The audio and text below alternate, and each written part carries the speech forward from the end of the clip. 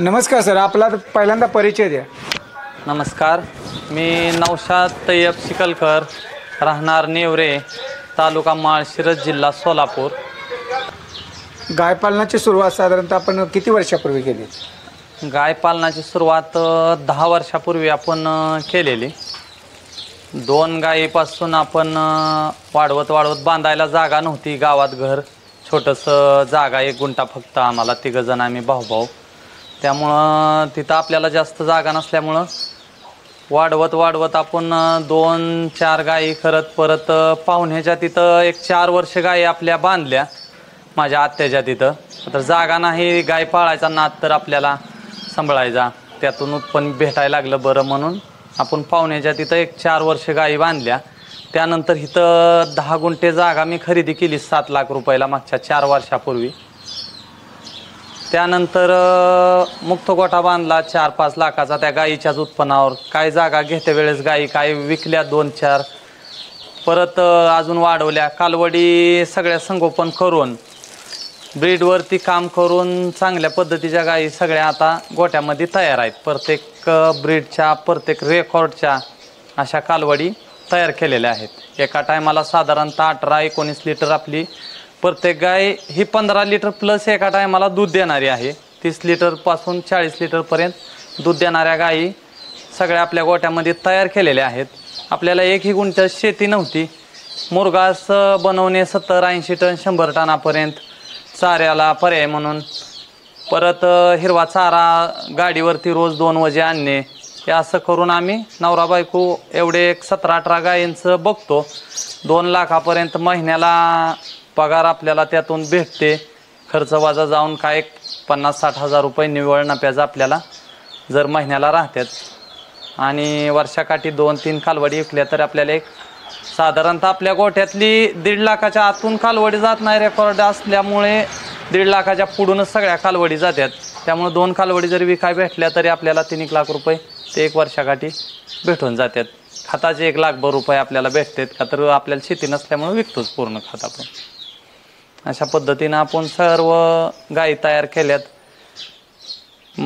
Abyss ज्युपिटरच्या 2-3, Abyss आरमाडाच्या 2, Abyss ब्रूटच्या 2, बायपच्या आम्रपालच्या आता सध्या 4 गायी भरल्या, त्यापैकी 3 येल्यात, 3 कालवडी झाल्यात. बायपचं आकाशदीप, अशा सगळे सिमेंटचे वेगळे प्रत्येकाचे चांगलं रेकॉर्ड बघून अशा गायी आपण आपल्या गोठ्यावरती घरी तयार केलेल्या आहेत. त्यामुळं विकत घेऊनही गायींचा आवरेज चांगला असल्यामुळं मला त्यातून बराच फायदा झाला. त्याच्यावर मला इथं आता ह्या जाग्याचं व्हॅल्यू इथं म्हणलं तर 20 लाखापर्यंत ह्याचं व्हॅल्यू आता इथं झालेलं आहे. माझ्या गोठ्यातल्या गायी म्हणलं तरी 20 लाखापर्यंतच्या तयार झालेल्या आहेत. मी पंढरपुरी अजून एक प्लॉट 10 लाखाचा या गायींच्याच पैशावरती घेतलेला आहे. असं 10 वर्षात 2 गायीपासून वाढवत आज माझ्याकडे 17-18 गायी, म्हणजे 40 ते 50 लाखाचं भांडवल माझं नवरा बायकोच्या कष्टावरती उभा राहिलेलं आहे या गायीवरून. तर साधारणतः गाय पालन करायचे असेल तर स्वतःची शेती पाहिजे असा सर्वांचा एक समज आहे. परंतु तुम्हाला स्वतःची शेती नसताना तुम्ही कसं हे गाय पालनाची सुरुवात करण्याची शेती नसताना म्हणजे 1-2 गायी पाळून आम्ही त्यावेळेस गवत बाहेरच्या लोकांच्या शेतातला आणून घालायचो. नदीच्या कडेचा भाग आमचा असण्यानं हिरवा चारा हे आपल्याला भेटतंयच इथं, त्यामुळं काय एवढं अडचण आली नाही कधी. त्यामुळं त्यातून उत्पन्न थोडं वाढत आपल्याला बऱ्यापैकी भेटलेलं. ते नाद लागल्यामुळं वाढवत आपण इथपर्यंत आलेलो. आता दररोजचा जो काही चारा लागतोय, स्वतःची जमीन तर नाही, त्या चाऱ्याचं नियोजन कसं करताय? चाऱ्याचं नियोजन गेल्या वर्षी 100 टन एवढा मुरघास बनवलेला, 2 बंकर बांधलेला आहेत. 35 टन 70 टन त्यात बसतंय. आणि बाहेरच्या बाजूला एक असा 30 टन असा 70-80-100 टनापर्यंत दरवर्षी आपण मुरघास भरतो.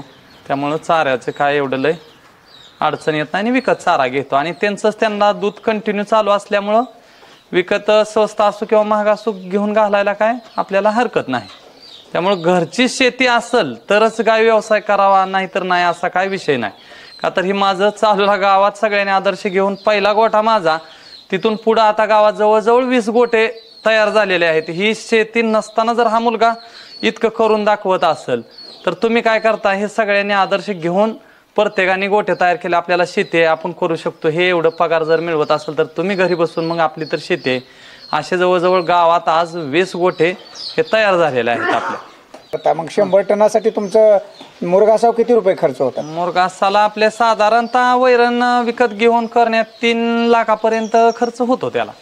असा बाहेरचा घ्यायचा म्हणलं तर आपल्याला 6 रुपये 7 रुपये किलो भेटतो. 3-3.5 लाखात 100 टनापर्यंत आपला मुरघास तयार होतो. आपल्याला निम्मी बचत त्यामध्ये होते. बर बर बर. म्हणजे तुम्ही स्वतः तयार केल्यामुळे तुम्हाला 3 रुपयाने पडतोय? हा, 3 रुपयाच्या आतूनच पडतो, कधी जास्त नाही पडत. 3 ते 3.5 रुपये जास्त दर असेल तर.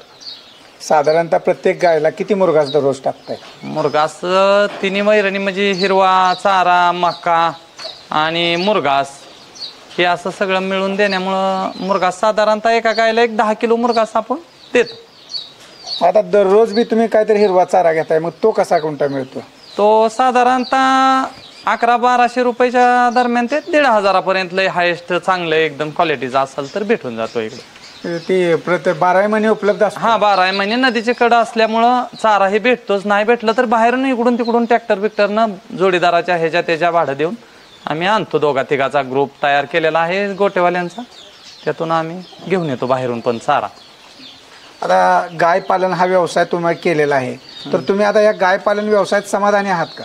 हो, त्याच्यावरच पूर्ण झालं. नाही तर काय, आपण म्हणजे लोकांच्यात कामाला मजुरीला जायचं हिशोबाची माणसं, याच्यामुळं चांगलं झालं सगळं. घर बसल्या आपल्याला प्रत्येक वैरणवाला आपल्यालाच फोन करतो, शेतकरी आपली वैरण आली घ्या तेवढी. पेंडेवाली साहेब आपल्यातच येते, ते आमची घ्या, ह्या कंपनीत चांगले ते आहे. खात आपला न्यायचा असेल तर शेतकरी आपल्याकडे येतोय, आपल्याला पाहिजे द्या. म्हणजे आपल्याला घर सोडून कुणाकडे जायची गरज नाही. प्रत्येकाला याच्यावरून सगळ्याचीच चालना होते. जवळजवळ 4-5 जणांचे ह्याच्यावर भागलं जाते. बरं. आता हे जे काय गाय पालन व्यवस्थापन आहे ते कसं चालतं दिवसभराचं तुमचं? दिवसभर आम्ही सकाळ आणि संध्याकाळ 2 टाइम फक्त त्याला दोघंच नवरा बायको बघतो. बाहेरचं लेबर नाही, काय नाही. दोघंजण सकाळचं 6 वाजता गोठ्यावर येतो, 8 वाजूस्तोवर ओके काम करून गाय सोडून मोकळ्या ती परत 4 वाजताच गोठ्यात यायचं. दिवसभर आपलं काम बघायचं, परत काय असेल ते वैरण आणणे करणे घरचे, मग घरचं काय काम बघून. चारा देण्याचं टायमिंग काय राहतं? सकाळी 6ला द्यायचा, सकाळी 8पर्यंत खाऊन घेते ती, संध्याकाळी 5ला द्यायचा, 7पर्यंत ओके होते. 12 तासानंतर चारा देतो. टोटल दिवसभरात किती वेळ गोठ्यावर तुम्ही असताय? आम्ही सकाळी 2 तास आणि संध्याकाळी 3 तास, असं 5 तास फक्त गोठ्यावर असतो. नाहीतर पूर्ण पुन्हा गोठा लॉक करून निवांत गायांची बैठक होऊ द्यायची परत गोठ्यात. काय दिवसभर काम नाही. इतर गोठ्यावरती मी पाहिलं की बऱ्याचशा गोठ्यावरती गायींची दूध देणं म्हणजे साधारणतः 12-13ची रेंज आहे, पण तुमच्या गोठ्यावरील ज्या गायी आहेत ते 15+ आहेत. तर ब्रीडवर काम करणे, ब्रीडवर काम केले बरेचसे म्हणतात, तुम्ही म्हणताय, म्हणजे नेमकं काय केलं तुम्ही? ब्रीडवरती म्हणजे बाहेर ग्रुपद्वारा, IDP ग्रुपद्वारा आम्हाला जरा माहिती भेटली. वरवटचे आमचे वामन सर म्हणून IDP ग्रुपचे मेन आहेत, त्यांच्याकडून थोडी माहिती भेटण्यानं असं ब्रीडवरती काम करा, चांगल्या क्वालिटीच्या गायी तुम्हाला भेटतील, दूध देतील. हे आम्ही त्याच्यावरती काम करण्यामुळं एक पहिल्या सुरुवातीची गाय तयार झाली. जी गाय आमची 12 लिटर देत होती, तिची कालवड दुसऱ्या येताला एकदम पहिल्या येताला 12-13 लिटर दिलं. त्या कालवडीनं दुसऱ्या येताला 17 लिटर एकदम दूध दिलं. तरी आम्ही म्हणलं मग ही ब्रीडचंच कामाला आहे की 5 लिटर आईपेक्षा कालवड दूध देऊ शकते या. मग आपण आता इथून पुढं ब्रीडवरती काम करायचं, मग आपल्याला गोठा फायद्यात येईल. विकत घालून सुद्धा ब्रीडची गाय क्वालिटीची असेल तर तुम्ही 100% फायद्यात येऊ शकता. तुम्हाला 8 आणि 9 लिटर देणारी गाय असेल तर तुम्ही फायद्यात येऊ शकत नाही, किंवा घरची जरी वैरण घातली तरी तुम्ही परवडू शकत नाही. आता ब्रीडवर काम केलं म्हणजे तुम्ही कोणत्या पद्धतीचे सिमेंट भरले? आता 4-5 नमुन्याचे सिमेंट अशा 2-2 कालवडी आपल्याकडे तयार झालेल्या आहेत. कोणते? बेस ज्युपिटरच्या 2 आहेत, डेन्मार्क 40-120च्या 2 आहेत, त्या दुधावर आहेत. 17 लिटर दुसऱ्या वेताला चालतात, आता तिसऱ्यांदा गाभण आहेत. आणि प्रत्येक गाईला आपण शॉर्टेड सिमेंट्स म्हणजे फिक्स कालवड होणारी सिमेंट्स भरतो. त्यामुळं गोठ्यात 10 गायीपासून आपल्याला 10 ही कालवडी, 9 तरी कालवडी भेटतेच. अजून तर शॉर्टेड सिमेंट्सला आपल्यात खोंड झालंय असं झालं नाही. 9-10 कालवडी आतापर्यंत सगळ्या जेवढ्या भरल्यात तेवढ्या झालेल्या आहेत. एखाद दुसरी जर शॉर्टेज नाही राहिली, नॉर्मलनं भरली तरच कधीतरी कवचित आपल्या गोठ्यावरती खोंड होतं, नाहीतर 90% कालवडच होते आपल्या गोठ्यावरती. मग आता ॲडव्हान्समधले जे काय सेमेन आले ते भरल्यानंतर जे काय पाड्या जलमतात ते जगत नाहीत किंवा आजाराला बळी पडतात नाही, असं म्हणतात, असं काय तसं होतं? काही नाही. आतापर्यंतच्या रेकॉर्डमध्ये एकही आजारी पडले नाही, काय नाही. आपल्या संगोपन आपल्यात लहानाची मोठी झाली का काहीच अडचण येत नाही. तुम्ही बाहेरून आणून ते करू शकत नाही, पण तुम्ही आपल्या गोठ्यावरती तयार करून एक नंबरचं ब्रीड, एक नंबरची क्वालिटीची कालवड तयार करू शकता. तुमची गाय भली 10 लिटर जरी दूध देत असेल तरी तिला होणारी कालवड ही 15 लिटर एका टायमाला दूध देते, 30 लिटर प्लस ही चालणार, ही माझी 100% गॅरंटी आहे. का तर माझ्या गोठ्यावरती मी अनुभवलेला आहे. त्यामुळे काय आपण काय कोणत्या कंपनीचं सिमेंटचं जाहिरात करत नाही किंवा काय नाही, पण मी अनुभवलंय की कोणचं बी चांगल्या पद्धतीचं सिमेंट भरचाल तरी आईपेक्षा 5 लिटरने कालवड म्हणजे दोन्ही टायमाचं जवळजवळ 8 ते 9 लिटरनं तुम्हाला दूध जास्त भेटणार तिच्याकडून. आता ह्या जे काय पाड्या आहेत ते आता आपण चांगलं सिमेंट भरलं तर पाड्यांकडे लक्ष देणं किंवा त्यांचं चांगलं संगोपन करणं गरजेचं आहे. मग ते तुम्ही कसं करता पाड्यांचं? त्यांच्यासाठी जे हिपर पेंट भेटते 1 नंबर 2 नंबर टेज प्रमाणे, जे सेरलॅकचं लहान मुलाचं असतं तसं त्यांचं पण टेज प्रमाणे पेंट आहे. 6 महिन्यापर्यंत वेगळी, 6 महिन्यानंतर वेगळी, परत लागून निघाल्यानंतर वेगळी, हे असं आपण टेज प्रमाणे पेंट देऊन चांगल्या पद्धतीच्या कालवडी सगळ्या गोट्यात तयार केलेल्या आहेत. आता या पाड्यांना साधारणतः किती दूध, किती महिन्यापर्यंत, किती आम्ही दूध साधारणतः 3 महिन्यापर्यंत देतो, जास्त पण नाही. दूध मापात परत ही म्हणजे पेंट चारून त्याच्यावरती कालवडी चांगले तयार करतो. किती प्रमाण, दुधाचं प्रमाण? दुधाचं प्रमाण साधारणतः आम्ही एक 4 ते 5 लिटर देतो, ह्यापेक्षा जास्त नाही देत. आणि परत महिन्या 1.5 महिन्यात झालं का पेंट चालू करून भरपूर पद्धतीत चांगले जसं त्याचप्रमाणे पेंट लागते तशा पद्धतीने पेंट देतो त्यांना. ओके. तर आता ह्या ज्या गायी आहेत त्यांचं आरोग्य चांगलं राहावं आणि त्यांना दूधही वाढावं, जसं तुम्ही ब्रीडिंगवर काम करताय तसं त्यांना जे काय आपलं खाद्य असेल त्यामध्ये काय काय देत आहे, म्हणजे खुराकामध्ये? खाद्य आपण पेंट आता चांगल्या क्वालिटीची जी पेंट आहे ती पेंट आपण देतो. जवळपास 1800 रुपयाला पोतं भेटतंय 50 किलोचं, ते पेंट आपण देतो. ते जाहिरात करण्या म्हणजे हे वापरताय तुम्ही, ते जाहिरात करताल म्हणण्यापेक्षा, मी नाव सांगण्यापेक्षा जे कोणचं आपल्याला चांगलं वाटेल, महाग असू द्या पण क्वालिटी असावी अशी पेंट वापरा. गायी चांगल्या राहतील, दुधाचा आवरेज देतील. आणि आपण बिगर भरड्याचं, बिगर दुसरा भुस्सा ना काय वापरता एवढं दूध काढतोय फक्त पेंडीवर. हाय हे चारा आणि फक्त पेंट एके पेंट आणि खापरी पेंट, त्याच्या जोडीला शेंगदाणा पेंट अर्धा किलो गायीसनी देतो. एवढ्यावरती 17-18 लिटर एका टायमाला हे आवरेज. या गायींसाठी सुंदर असा शेडही बांधला आहे. शेडवर किती खर्च झाला आहे आणि किती बाय कितीचा शेड आहे?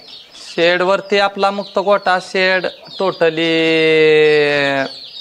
4.5 लाख रुपये, त्यावेळेस आपले 4 वर्षापूर्वी 4 लाख रुपये, 4.5 लाख रुपये गेलेले आहेत. त्याच्यावरच जसं गायीचं येईल तसंच वाढवत त्याच्यावरती ते बनवलेला आहे. मुक्त गोठा आहे तो किती बाय कितीचा आहे? मुक्त गोठा साधारणतः आपला थोडासा जागा घेताना हे थोडासा झाडं असल्यामुळे सावलीसाठी ही हिस्सा आपण उचलला. 3-4 जणात आपण येतो इथं 1.5 एकर क्षेत्र घेतलेलं, रोड कडला आहे हे म्हणून घेतलं. म्हणजे तिरकोणी जागा असताना असा 160 आणि असा 70 फूट आहे. असं 4-4.25 गुंठ मुक्त गोठा आणि 2 गुंठ्यात शेड, असे 6 गुंठ्यामध्ये हे टोटल आहे. आणि 4 गुंठा आपण बांधकामासाठी आणि बंकर बांधण्यासाठी इकडं शिल्लक ठेवलेलं आहे 10 गुंठे घेतल्यामधलं. काय सांगा, गाय पालन विकतचा चारा घेऊन सुद्धा परवडतं का? विकतचा चारा घेऊन परवडतं म्हणजे आता हे आमचं गावातलं उदाहरणच आहे चालूला. का तर क्षेत्रच नाही, वडील टेलर काम करत होते. आमचं म्हणजे हे व्यवसायाचा आमचा कुठंच संबंध नाही. पण मला एक आवड होती की असावं, 2 गायी तरी पाळावे. त्या माझी अपेक्षा पण जास्त मोठी नव्हती की 1 गुंठा 2 गुंठ जागा कुठंतरी आपण घ्यावा, त्याच्यात 1-2-4 गायी आपण पाळावे त्या, कराव्या त्या. पण ह्या गायींनी माझं इतकं रुटीन बसवलं की 2 गुंठे अपेक्षा केली तिथं मला 10 गुंठ भेटलं जागा. बाकीची कामं होत चालली सगळं रुटीन चांगल्या पद्धतीनं लागलेलं आहे. गायींच्या दुधाला सध्या दर काय मिळतोय आणि तुम्हाला काय अपेक्षा आहे की किती दर मिळाला पाहिजे? गायीच्या दुधाला आता सध्या दर कमी झालेला आहे, पण 35 प्लस दर ही भेटलाच पाहिजे कसंही असलं तर. का तर खर्चही आहे त्या मागं भरपूर. 35 पासून 40 पर्यंत दर ही भेटला पाहिजे आधीमध्ये. पण आता हे कमी करत ह्यांनी कमी आणलं 31-32 रुपयेवर. थोडं दिवस ते थोडंसं सहन करावं लागतं, 4-2 महिने वर्षाकाठी असतंय ते चालायचंच तेवढं. दुधाचे दर कमी होण्यामागील काय कारणे असतील तुम्हाला वाटतं? काय आता हे वरून तर काय नाही, पण इथले तरच हे सगळ्यांची साखळी असल्यामुळं ते काय आपल्या पतोर शेतकऱ्यांना कोणत्याही भावात म्हणलं तरी असंच चालतंय. त्याला काय आपण तर करू शकतोय थोडकंच. शेतकऱ्यांनी जर आंदोलन केलं दूध वाढीसाठी वगैरे तर फरक पडेल की? फरक पडणार की, पण सगळ्याची एकी नाही ना होत, त्यामुळं हे असं चालतंय. सगळ्यांची एकी केल्यानंतर अवश्य फरक पडणार. गाय पालन करत असताना तुम्हाला काय अडचणी आल्या? गाय पालन करत असताना नाही, जे आपण घरच्या तयार केल्यामुळं अशा जास्त काय एवढ्या अडचणी आल्या नाहीत. पण आपल्याला जागा ही नसल्यामुळं काही दिवस बाहेर बांधाव्या लागल्या, कराव्या लागल्या. अडचणी तर भरपूर, आपण अडचणीतनं सगळं उभा केलेलं आहे ना. आता स्वतःचं सगळं झालंय, त्यामुळं काय एवढं जास्त कोणचं हे नाही. अडचणीला सामोरं तर जावंच लागतं. एखादं आजारी काय, एखादं मस्टडीज होणं, काय खराब होणं, गाय एखादी बाद होणं, तेवढं ह्या धंद्यात सण बी करावंच लागतं. पण घरच्या तयार केल्यानंतर एवढं काय तुम्हाला दुःख वाटायचं गरज नाही त्याला. बरं, एक गाय पालन करत असताना म्हणजे तुम्हाला असं काय म्हणजे वाईट अनुभव वगैरे काय आले का गायींच्या बाबतीत, किंवा म्हणजे असं काय दगाफटका वगैरे? नाही, तसं काय नाही. 1-2 गायी तशा झाल्या मस्टडीने, ह्याने आपल्याला ज्या टायमाला अनुभव नव्हता. आता मी स्वतः थोडं काय होस्तोर स्वतः बऱ्यापैकी 70% ट्रीटमेंट माझं शिक्षण ना होता मी सगळं शिकलेलं आहे. 2-3 डॉक्टर आपले चांगले सल्लागार आहेत, हे देते मी स्वतः इंजेक्शन पण त्यांना लावतो. जे काय मस्टडी झाली, काय झाली, ताप आला, थंडा आलं, फक्त सिमेंट्स भरण्या करताच डॉक्टर आपल्या गोठ्यावरती असतात ना. जास्त करून 70% मीच कव्हर करतो काय असेल तर. ते अनुभव घेतल्याशिवाय पण गोट्यात पूर्ण कळत नाही. आपण असं गेलो की बाहेरनं जायचं, आज 10 गायी खरेदी करायचं, तर असं त्यात प्रगती होऊ शकणार नाही. ज्या वेळेस तुम्ही 2-4 वाढवत तवर तुम्हाला अनुभव पण येतो आणि त्यातून तुमचा गोटा 100% सक्सेस होणार. ठीक आहे, काय सांगाल गाय पालनाची सुरुवात किती गायींनी करावी किंवा कशी करावी याबद्दल काय? गाय पालनाची सुरुवात साधारणतः 3-4 गायीपासून वाढवावून सिमेंट्सवरती काम करून आपल्या गोठ्यामध्ये चांगल्या क्वालिटीच्या गायी तयार करून गोठा वाढवावा, ते सक्सेस होणार. असं एकदम गायी आणल्या तर आजारी पडणं, त्यावर अनुभव नसतो, काय नसतो, त्यात लॉस होऊ शकतो आपला. आता प्रत्येक गाय किती देते दुधाचं काय आता सध्या? दुधाचा प्रत्येक गाय आपल्या गोठ्यातली 30 लिटर प्लस आहे, तिथून 38 लिटरपर्यंत रेकॉर्ड आहे. आपण असं विकायचे बी म्हणलं तरी, दूध पिळून म्हणलं तरी खात्रीनं असं देतो.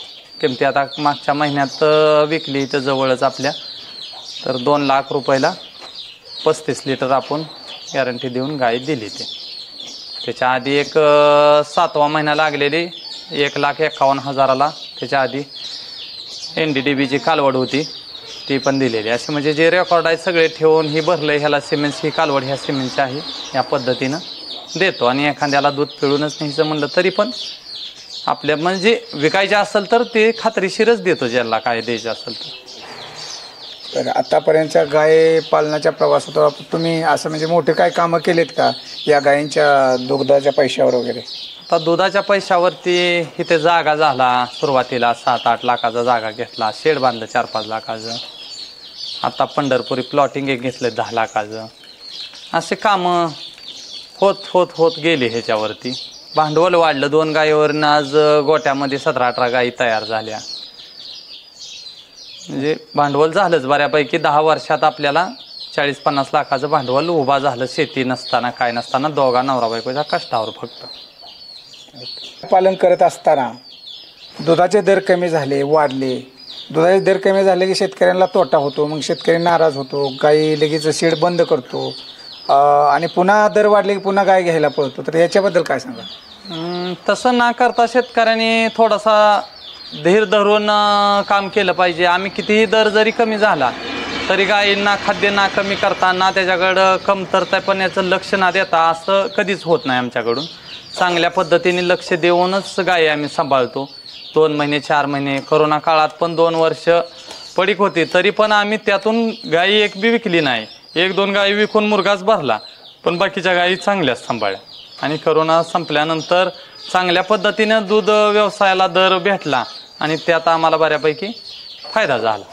गाय पालन हा व्यवसाय जर काटेकोरपणे व्यवस्थित लक्ष देऊन केला आणि स्वतःची शेतजमीन नसेल तरीसुद्धा परवडू शकतो असं तुमच्या अनुभवानं आम्हाला समजलं आहे.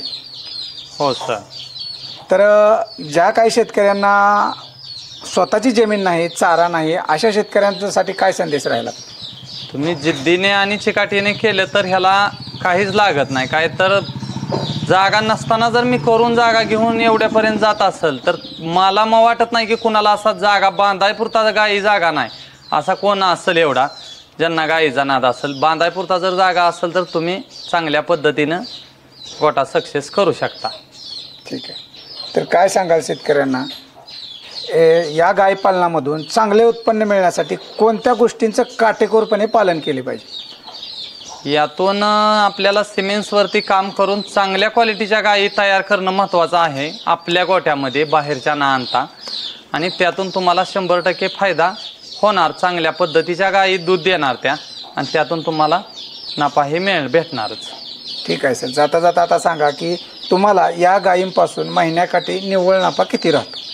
निव्वळ नफा आपला सगळा खर्च विकतचा असल्यामुळे आपल्याला साधारणतः 10 दिवसाला 60,000पर्यंत पगार भेटते. आपण कालवडीवर जास्त काम करण्यानं दूध मापात जातं आणि कालवडी आपल्या गोट्यात कायम 7-8 कालवडी असतात. त्यामुळं दूध मापात जाण्यामुळं 1.5 लाख ते 1,70,000पर्यंत पगार येते आपल्याला.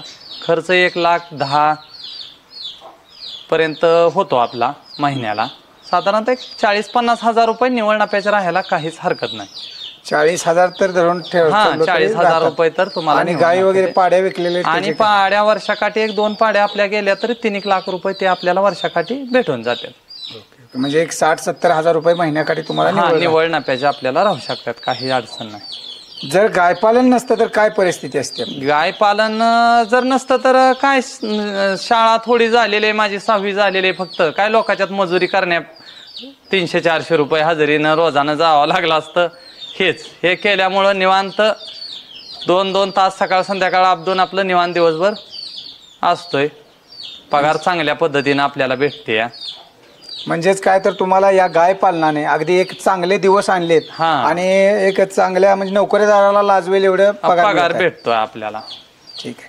तर धन्यवाद. आपण खूप चांगली माहिती दिली. निश्चितच जे अल्पभूधारक शेतकरी आहेत किंवा जे भूमिहीन शेतकरी आहेत त्यांना सुद्धा हा तुमचा व्हिडिओ पाहून प्रेरणा मिळेल आणि निश्चित ते गायपालनाकडे वळतील आणि चांगले उत्पन्न घेतील. धन्यवाद. नमस्कार.